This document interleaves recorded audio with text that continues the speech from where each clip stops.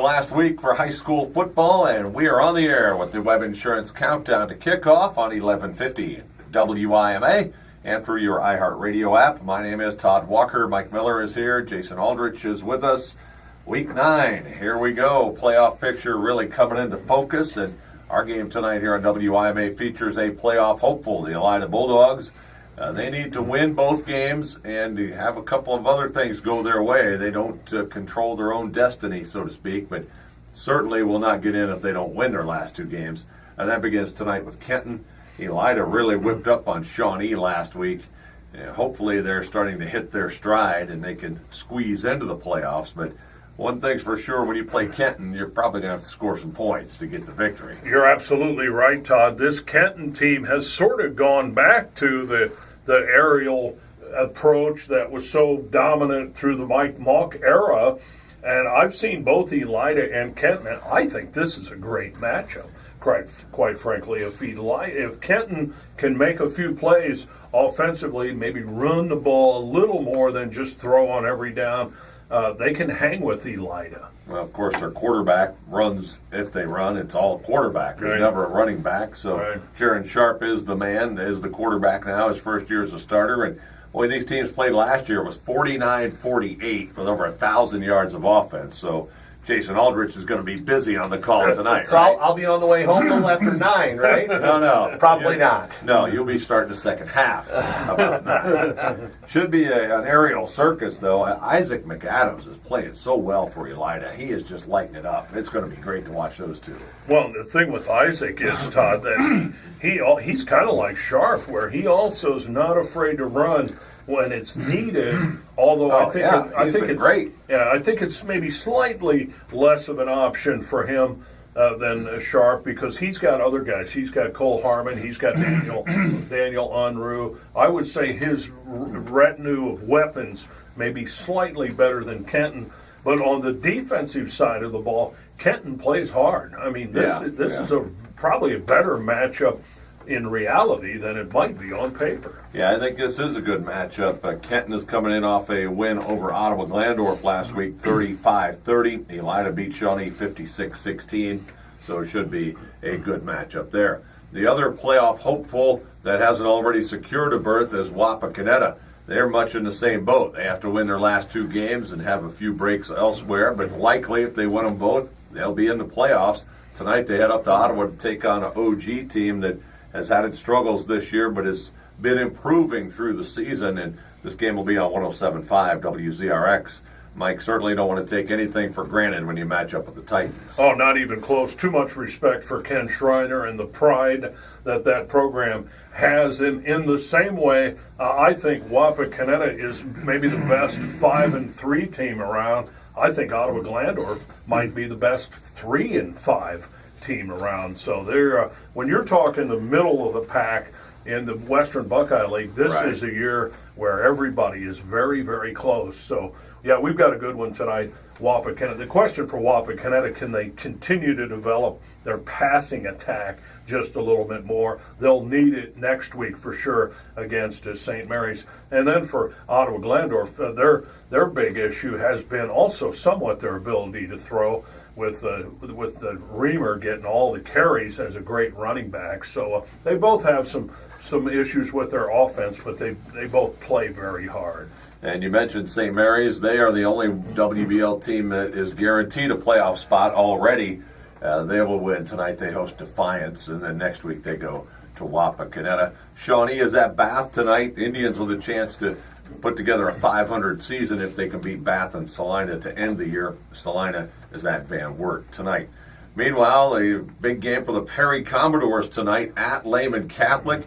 Well, the Commodores, and this is rarefied air for them. They've never won the league in football, and I don't think they ever won the Northwest Conference, now that I think about it. In all the years they were in the Northwest Conference, now in the Northwest Central Conference, I know they've not won that title. They can clinch at least a tie for the title if they beat Lehman Catholic tonight down there in Sydney. And, last week's win at Riverside gave Perry a lot of possibilities now. Playoffs, league championship. This is a new thing for Perry. Yeah, weren't totally looking for that victory last week, that's for sure. My question is, Todd, in your 4 years in the Northwest Conference, did you guys lose to Perry? We did, in fact. That was the last time Allen East lost to Perry. Oh, no kidding. It was 1984. All right, forever ago. Yeah, they had Dion Allen, who was an absolute stud. Very good. So it's great that the Commodores are doing well. Big challenge against Lehman tonight. And I think part of the challenge also for Perry tonight might be the surroundings. They're in the big stadium at Sydney, the new really nice stadium with field turf, the whole thing, and you hope they don't get a little starry-eyed down there, frankly. Yeah, I see what you mean. That's a good point for tonight. Good luck to the Commodores. Now, if they win either of their last two, they almost certainly will get into playoffs. Again, it's not an absolute certainty, but it's very likely if they beat Lehman tonight or Elgin next week, they'll be in the playoffs. So look at the geography on that. They go to Sydney tonight, and then next week, of course, at home. But Elgin is from all the way over by Marion. So that league has a pretty big footprint, doesn't it? Indeed it does. Good luck to the Commodores tonight. How about Lima Central Catholic? Another road game for them amongst the three they'll finish the season with. They're at Troy Christian tonight. T-Birds control their own destiny for a playoff berth, and really, I don't know if they even have to win another game to get in, but they're in that tough Region 24 with the likes of Marion Local and Coldwater in there. So probably want to be as high as a seed as you can to get that home game for the opening round. Elsewhere, guys, the only teams that have already clinched a playoff berth from our area are Crestview, Marion Local, and Liberty Benton to go with St. Mary's. So still a lot of things to be determined yet in the next couple of weeks. Tonight in the Northwest Conference, Jefferson at Crestview. Of course, the Jeff Cats have their big showdown with Spencerville next week. Want to keep their title hopes alive tonight visiting Crestview. The Knights' only losses come to Spencerville. We'll see how that turns out tonight. Spencerville will host Paulding.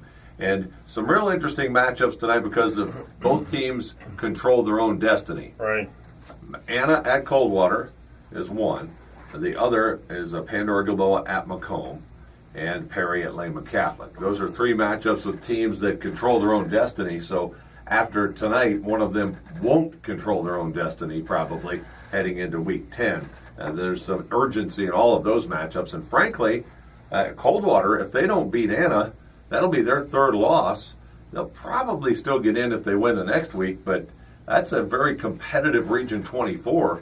I think it behooves Coldwater to get a win tonight. Yeah, it might be one of the more challenging late season situations that Coldwater's faced in maybe 20 years. But you're right, these kind of matchups with teams that control their destiny are virtual playoff games already, because if there isn't some sort of league angle to it, there's also the just let's get better angle, let's lock down our situation for next week. That's why I love Week 9, because Week 9 is just the ultimate set the table, right? And that's what you're going to do tonight, Jason, with Elida Kenton. It's a table setter. Yeah, and Elida certainly has urgency. They know they can't lose a game if they're going to get in. So we'll see how that turns out tonight. Marion Local's already clinched a home game, in fact. They are at St. Henry tonight. And if the Redskins could pull off the upset, that'd just about cinch them a playoff berth. That would make Jim Lachey very happy. It would make Jim Lachey very happy. And finally, the Spartans are home tonight. Their home finale against Toledo St. John's. You want to talk about going off last week. Lima Senior broke school records individually and team-wise. The team's 775 yards was a new school record. Adrian Mitchell, 503 total yards was a new school record. He also scored 6 touchdowns against Findlay. 62-38 win for Lima Senior.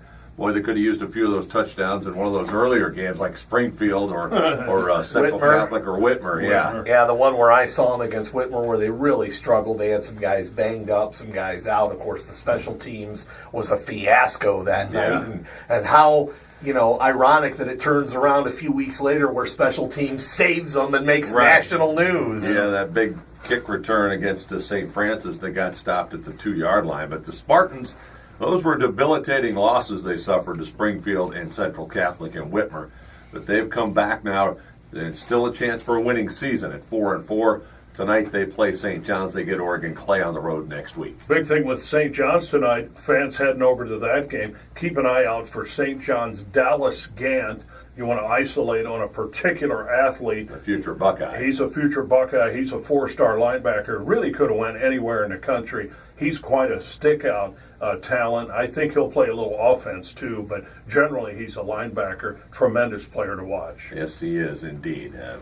Tonight we have Elida hosting Kenton. We'll take a break, come back and visit with Jason Geiser from your hometown stations as we continue toward Elida and Kenton on 1150 WIMA.